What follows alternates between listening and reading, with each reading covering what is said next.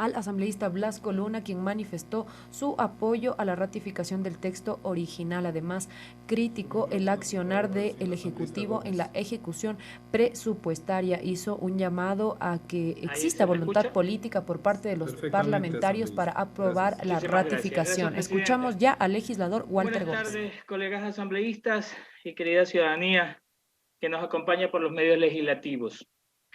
Hoy nos convoca a tratar el informe no vinculante sobre la objeción parcial al proyecto de ley orgánica reformatoria al Código Orgánico de Planificación y Finanzas Públicas para garantizar presupuestos incrementales en salud y educación. Esta normativa fue presentada por un técnico en planificación y desarrollo, como lo es nuestro ex compañero Pavel Muñoz, y aprobada tanto en la Comisión Especializada Permanente del Régimen Económico y Tributario y su regulación y control en la Asamblea Nacional, como es este pleno del órgano legislativo. El veto parcial del presidente a esta norma no es casual. Todas las decisiones del Ejecutivo priorizan al capital sobre el ser humano en el marco de una política económica entreguista e inequitativa, como lo dicta la doctrina neoliberal y el famoso libre mercado. Hoy tenemos la oportunidad de frenar el abuso de los sectores privilegiados, protegiendo la inversión pública en los sectores de la salud y la educación, que han sufrido una sistemática reducción del presupuesto público en los gobiernos neoliberales de Moreno y Lasso. Primero, cabe resaltar que lo que defendemos en el texto aprobado por esta Asamblea, que se propuso que para el cálculo del incremento anual de las asignaciones presupuestarias en educación inicial, básica y de bachillerato, así como en el Sistema Nacional de Salud previstos en las disposiciones transitorias 18ª y 22ª de la Constitución de la República del Ecuador, se deberá utilizar las asignaciones respectivas en el presupuesto inicial del año en curso o el codificado del mes anterior a la elaboración de la proforma del presupuesto general del Estado. Para el cálculo anterior, se tomará de manera obligatoria el valor más alto de entre el presupuesto inicial del año en curso o el codificado del mes anterior a la elaboración de la proforma del presupuesto general del Estado.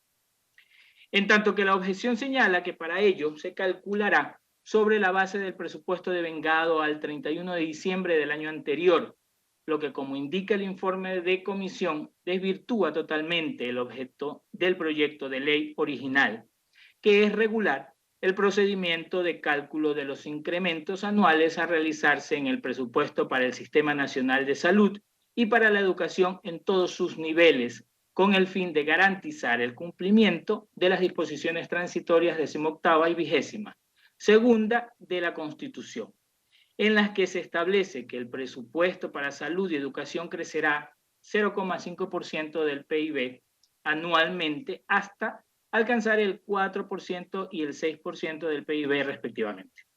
Por consiguiente, utilizar el presupuesto devengado al 31 de diciembre del año anterior como base del cálculo tal cual consta en el veto del Ejecutivo. Está sujeto a las modificaciones presupuestarias impuestas unilateralmente por el presidente de la República y sus respectivos ministros, conllevando a que se aliente que unilateralmente se disminuyan los presupuestos para salud y educación por falta de ineficiencia en la gestión pública.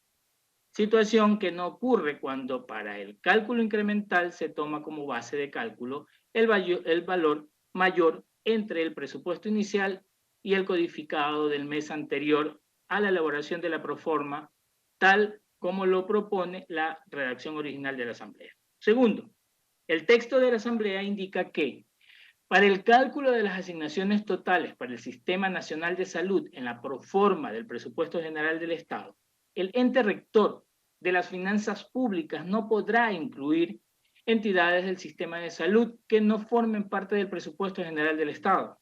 Sin embargo, el veto enviado por el presidente Lasso cambia el texto, elimina esta condición, por lo que el texto presentado por el Ejecutivo tiene como consecuencia que las asignaciones del IES, IFA e ISPOL, que no son parte del gobierno central y del presupuesto general del Estado por tratarse de seguros contributivos de carácter autónomo, sean contabilizadas dentro de la preasignación presupuestaria del 4% del PIB para el Sistema Nacional de Salud, a pesar de que no hacen parte del gobierno central ni del presupuesto general del Estado y se manejan de manera autónoma, acorde al artículo 292 de la Constitución de la República del Ecuador.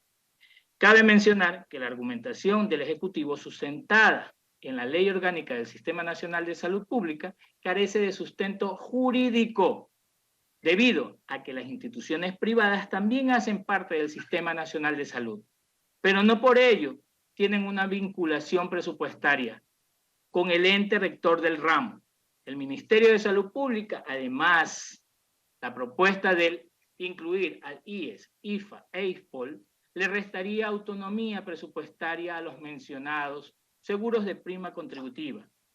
Cabe recordar que dichas instituciones se deben exclusivamente a sus afiliados y no a la totalidad de la población. Tercero, el artículo aprobado por la Asamblea Nacional, que reforma el artículo 118 del Código Orgánico de Planificación de Finanzas Públicas, agregando como excepciones a la facultad del Ministerio de Economía y Finanzas de realizar modificaciones presupuestarias para rebajar el presupuesto general del Estado, a las asignaciones que deben hacer los entes rectores de las materias para el tratamiento de las enfermedades raras, huérfanas y catastróficas, y a los presupuestos de educación superior. El veto de la presidencia elimina esta reforma.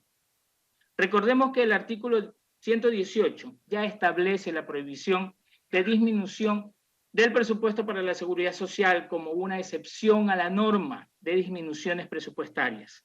La propuesta de la Asamblea Nacional es ampliar esta regla presupuestaria para las asignaciones para el tratamiento de las enfermedades raras, huérfanas y catastróficas, y a los presupuestos de educación superior. Quiero contestarle a Pablo Rodríguez que tenga la tranquilidad de que la bancada de la Revolución Ciudadana se ratificará en la decisión de estar junto a la salud y a la educación pública y de calidad. Pero sería interesante que esto lo conteste, y este pedido lo conteste, precisamente la bancada gobiernista y los asambleístas que están siempre votando con las propuestas del mandatario Lasso. Y que dejen su servilismo y se apeguen a las necesidades de la población. Por esto apoyo como ciudadano y miembro de la bancada de la Revolución Ciudadana la moción de ratificación del texto aprobado por la Asamblea, porque no podemos seguir cediendo a la presión del Ejecutivo para frenar los intereses de esta Casa Legislativa a favor de los sectores más humildes. En este lado, nunca nos cansaremos de defender al ser humano sobre el capital. Muchísimas gracias, Presidenta.